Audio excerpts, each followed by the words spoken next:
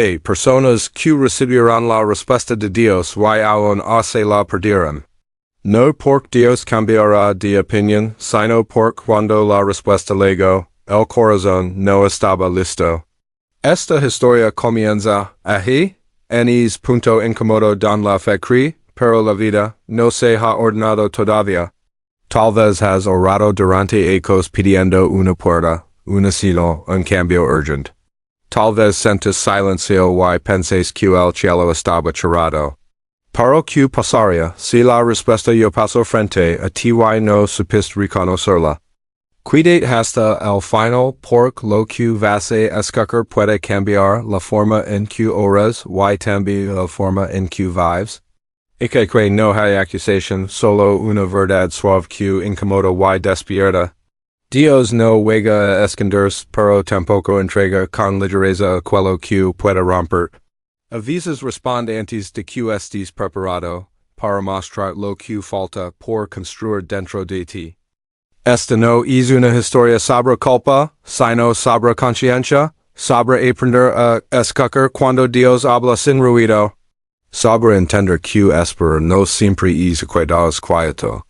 Y sobre descubrir que la preparación también puede ser una forma silenciosa de oración.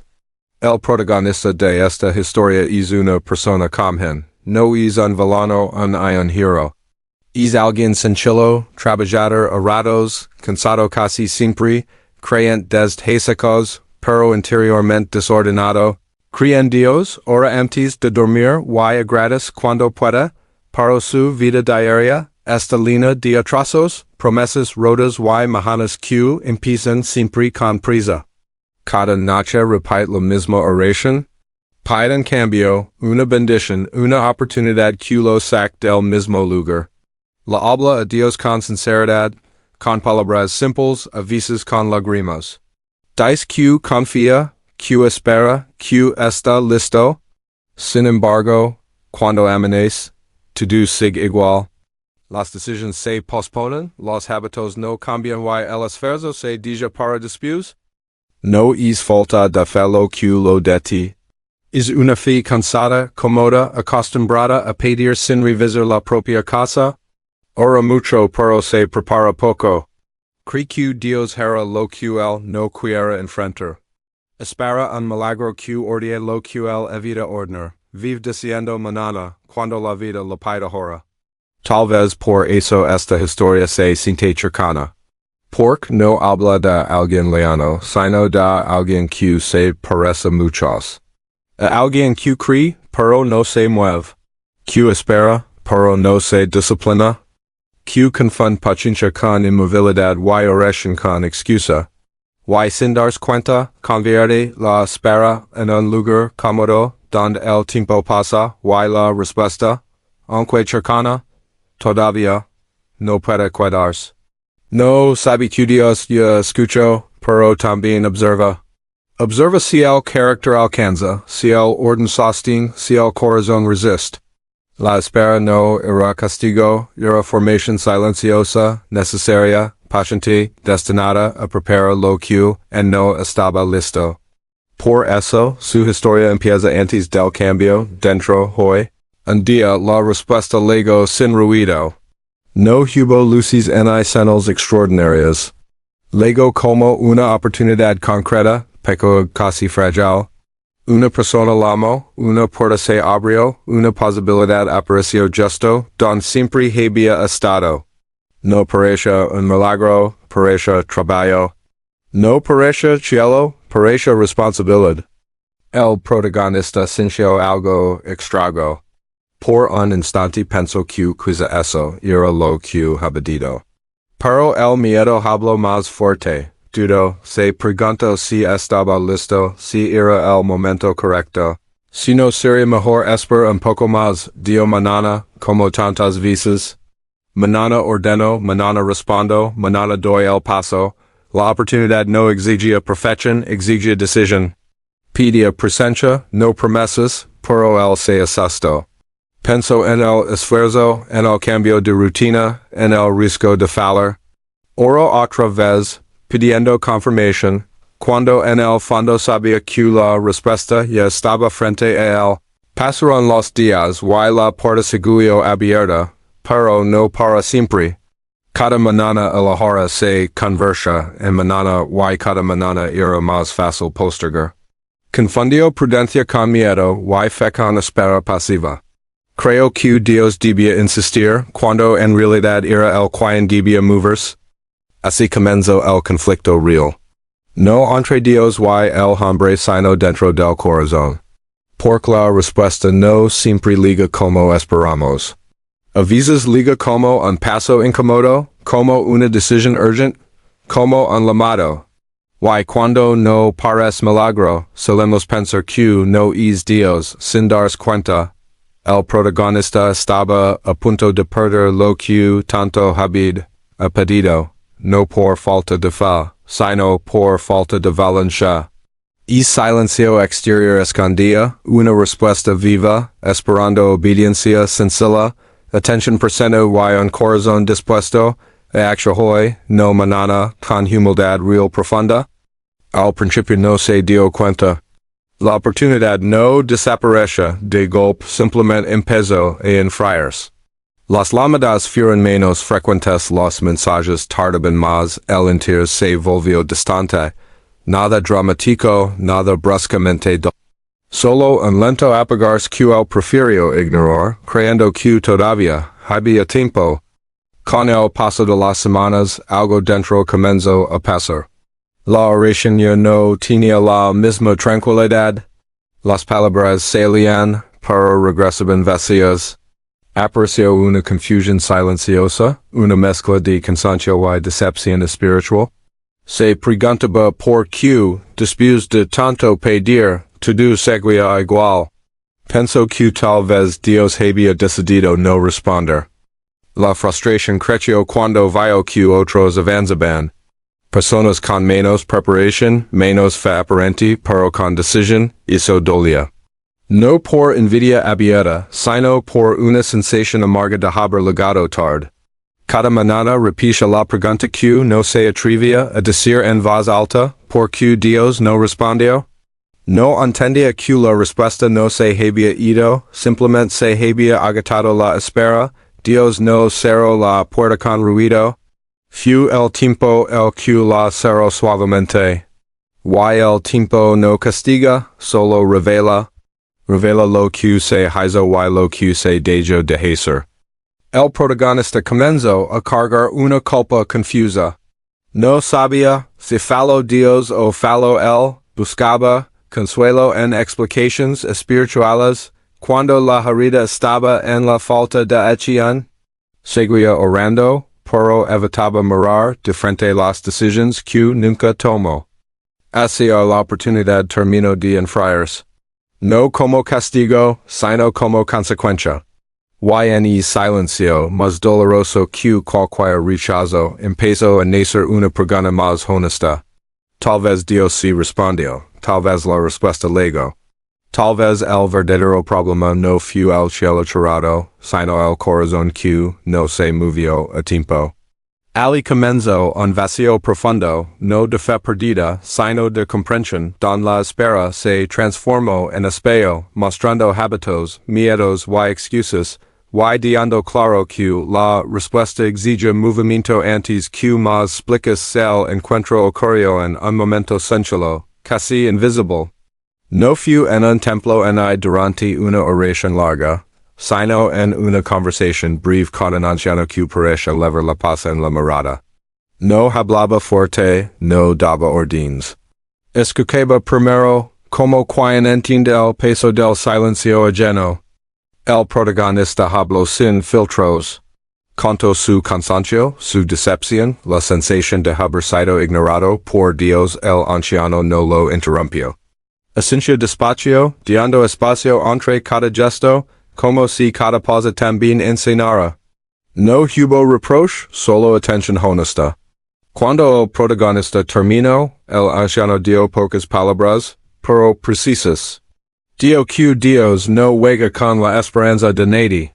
Dio que el cielo no se burla del esfuerzo sincero. Y luego pronunció la frase que queda suspendida en el aire. Dios respondió, pero ti no estabas preparado para cargar con la respuesta. No lo dio con dureza, sino con una tristeza serena. Explico que algunas bendiciones pesan más de lo que imaginamos. Que una puerta abierta exit carácter, constancia y orden interior. Que no todo lo que pedimos puede sostenerse con una vida improvisada. El protagonista sintió resistencia al principio. Quiso justificarse, explicar sus miedos, defender sus demoras. Pero el anciano no discutió. Solo aquello que espera en Dios no significa quedarse quieto, y que la fe verdadera siempre empuja a prepararse. Ese encuentro no resolvió nada de inmediato. No hubo solución mágica ni promesa rápida. Pero dejó una pausa profunda, una grieta en la excusa. Por primera vez, el protagonista entendió que tal vez el problema no fue la falta de respuesta, sino la falta de preparación para recibirla. Esa comprensión abrió un camino nuevo silencioso, donde el cambio empezaría despacio, con decisiones pequeñas, humildes, constantes, tomadas hoy, sin excusas, y autoengaños repetidos nunca. Serás hoy mismo sin demora personal alguna real, profunda necesario anciano, continue con una historia sencilla. Dio que un hombre caminaba cada día hasta el río pidiendo agua, porque tenía sed y estaba cansado. El río siempre estaba allí, generoso, lleno, dispuesto. Pero el hombre lavaba un recipiente con pequeñas grietas que nunca quiso reparar. Cada vez que llenaba el recipiente, el agua se escapaba lentamente. El hombre se quedaba del río, pensaba que no le daba suficiente, y volvía a pedir más, nunca se detenía a mirar sus manos en el estado del recipiente. Pedía un milagro rápido cuando lo único necesario era detenerse y arreglar lo roto. El anciano explicó que muchas bendiciones funcionan así. No fallan porque Dios no quiere darlas, sino porque el carácter no puede sostenerlas. Sin orden, sin disciplina, sin constancia, lo recibido se derrama. El milagro rápido emociona, pero el proceso lento transforma. El protagonista escuchaba en silencio, entendiendo poco a poco. Vio su propia vida en el recipiente agrietado. Oportunidades que no duraron, relaciones que se desgastaron, comienzos que no se sostuvieron. No porque falta agua, sino porque faltaba cuidado. El anciano terminó diciendo que Dios no niega el agua al sediento, pero tampoco fuerza el recipiente. La preparación es reparar las grietas, cada día, con paciencia. No es espectacular, no es instantáneo, pero es fiel. Y cuando el recipiente está listo, el agua permanece. Entonces el milagro no es solo recibir, sino poder conservar lo que liga sin perderlo por descuido. Así la parábola quedó grabada como una advertencia suave. No se trata de pedir menos, sino de sostener más. Preparas es amar la respuesta antes de recibirla. Honrarla con acciones diarias, constante, humildes, ahora. Eso comprendió el protagonista, sintiendo por primera vez esperanza responsable. Fe activa y un llamado claro a comenzar hoy sin excusas raras y sostenida siempre. El protagonista se quedó solo y esa noche. No había ruido afuera, pero dentro todo gritaba. Imaginó el futuro si no cambiaba nada. Se vio despertando igual, orando lo mismo, esperando otra vez, ecos pasando sin moverse. Peticiones repetidas, respuestas desperdiciadas. Sintió un miedo distinto, más profundo que el fracaso. El miedo de pedir lo mismo una y otra vez y convertirse en alguien que ora mucho pero vive poco. Vio su favorable rutina, sus palabras perder peso, su esperanza cansarse. Por primera vez entendió que el ciclo no se rompía solo. Que seguir esperando sin acción era elegir quedarse. El mañana apareció como una trampa cómoda. Promesa alivio pero robaba tiempo. El silencio se volvió pesado. No había reproche de Dios, solo una verdad clara. si nada cambiaba, nada cambiaría. La respuesta volvería a pasar, y el volvería a no estar listo. Ali ocurrió el quiebra, no fue un gredo en hay una promesa grande. Fue una aceptación dolorosa, reconoció su parte sin excusas. Admitió que había pedido transformación sin asumir disciplina. Las lágrimas no fueron de culpa, sino de claridad. Comprendió que Dios no lo había abandonado. Él había evitado el paso incómodo. En ese momento supo que seguro igual dolería más que cambiar. El ciclo estaba frente a él como un espejo. Y por primera vez no quiso repetirlo. El miedo dejó de paralizar y impedir. No hacía un milagro rápido, sino hacía una decisión necesaria, pequeña, inmediata, ahora con valencia, humilde, constante, consciente, personal, real. Ahora déjame hablar de ti. No al protagonista, no a la historia, sino a tu vida concreta. Que la has pedido a Dios durante meses o ecos sin preparar para recibirlo. Que puerta has regado que se abra mientras sigues viviendo como si nada fuera a cambiar. Tal vez pediste una oportunidad, pero no ordenaste tus hábitos. Tal vez pediste paz, pero sigues alimentando el desorden. Tal vez pediste provisión, pero evitas la disciplina. Dios escucha, pero también forma. Y formar toma tiempo, esfuerzo y decisiones incómodas. Mirat con honestidad. No para culpar, sino para despertar. Q respuesta luego y no supiste sostener. Q bendición se derramó por el recipiente en estaba roto. A veces llamamos silencio a lo que en realidad fue una respuesta ignorada. La fe no es repetir palabras esperando magia. La fe vivida se nota en lo cotidiano, en lo pequeño en lo que haces cuando nadie aplaude. Or es necesario, pero preparas también. El cielo responde, pero la tierra debe estar lista. Hoy no se te pide que cambies to do. Se te invita a examinar una cosa, un hábito, una decisión, un paso. Dios no te rechaza por no estar listo. Te ama lo suficiente como para no entregar algo que te rompería. Si algo de esto te incomoda, no huyas, la incomodidad también puede ser una forma de gracia. Tal vez Dios ya respondió. Y hoy te está preparando para que, cuando vuelva a la mar, puedas sostener lo que siempre pedes con responsabilidad, paciencia y fe madura. El cambio no comenzó con una gran promesa ni con una emoción intensa, comenzó de forma casi invisible. El protagonista decidió ordenar lo que siempre evitaba. Ajustó horarios, terminó pendientes, dejó de postergar lo básico. No fue fácil ni inspirador, pero fue honesto. Su oración también cambió. Y no pidió solamente resultados. Empezó a pedir claridad, fuerza para sostener rutinas, humildad para corregir. Entendió que preparas no era desconfiar de Dios, sino obedecerlo. Que el esfuerzo diario también podía ser una forma de oración silenciosa. No ocurrió nada mágico de inmediato. No aparecieron nuevas oportunidades al día siguiente. Pero algo se acomoda por dentro, la ansiedad bajó, la culpa perdió fuerza. Por primera vez sintió coherencia entre lo que pedía.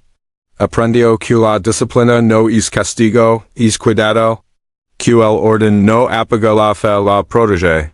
Cada pequeño acto, repetido con constancia, empezó a construir un recipiente más firme. No capaz de sostener lo que antes se derramaba. Día seguía siendo el mismo, cercano y paciente. Lo que cambió fue la disposición. El protagonista dejó de esperar señales externas y comenzó a responder internamente. Preparas dejó de ser una carga y se volvió una respuesta agradecida. Así entendió que la verdadera respuesta no siempre liga como una puerta nueva, sino como una transformación lenta. Una fe que camina, no que se queda sentada. Una obediencia cotidiana que no es ruido, pero que prepara el terreno. No sabía cuándo volver a la oportunidad. pero ahora sabía algo más importante, cuando llegara no lo encontraría igual. Lo encontrará listo, atento, responsible. YESA preparation, aunque invisible para otros, ya era una respuesta viva, suficiente, presente, naciendo hoy con pasos simples, constantes, fieles. Dios no se retrasó, te estaba preparando. Esa es la verdad que cada cuando el ruido se apaga y la historia termina. No fuiste ignorado, fuiste cuidado. Porque Dios no entrega respuestas que destruyen, sino respuestas que forman. Hoy puedes cerrar este momento con una oración sencilla, sin discursos. Dios ordena lo que descuide. Once came a sostener lo que pido. Dame constancia para caminar aunque no vi resultados inmediatos. Amén. Si esta historia toca algo dentro de ti, no la dejes pasar como tantas otras cosas. Has un gesto pequeño, pero real. Escribe en los comentarios, me preparo desde hoy. No como promesa grande, sino como decisión honesta. Cuéntanos también desde que país estás escuchando. No estás solo en este proceso. Hey otros aprendiendo a dar el mañana y a vivir el ahora. Comparte este mensaje con alguien que lleva tiempo orando y sintiendo silencio. Tal vez no necesita otra palabra, sino esta verdad Dios sí respondió. Y todavía está preparando corazones dispuestos a obedecer, a ordenar y a caminar con fe viva. Que te vayas con paz, con propósito y con la certeza de que cada paso fiel, por pequeño que parezca, también cuenta delante de Dios con amor eterno.